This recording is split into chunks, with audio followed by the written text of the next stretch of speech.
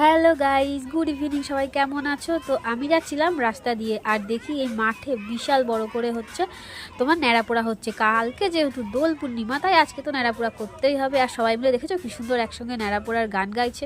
তো আমরা সাইডে দাঁড়িয়ে একটু ভিডিও করে নিচ্ছিলাম, আর এত সুন্দর লাগছিল, ক্যামেরার থেকেও রিয়েল সামনে দাঁড়িয়ে যে এত ভালো লাগছিল। তো ছোটোবেলায় জানো তো আমরাও এরকম করতাম। আগুনের ফুলকিগুলো পুরো আকাশ ছোঁয়া হয়ে যাচ্ছিল, আর চারিপাশে এতটা আলো হচ্ছিল। দাঁড়াও দেখাচ্ছি, আমাদেরকেও একটু দেখাচ্ছি। দেখো কি দারুণ লাগছিল, পুরো আমরা লাল হয়ে গিয়েছি ওই আলোতে।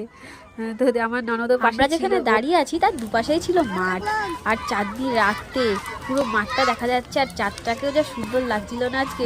বাবা, পুরো আলোকিত হয়ে গেছে।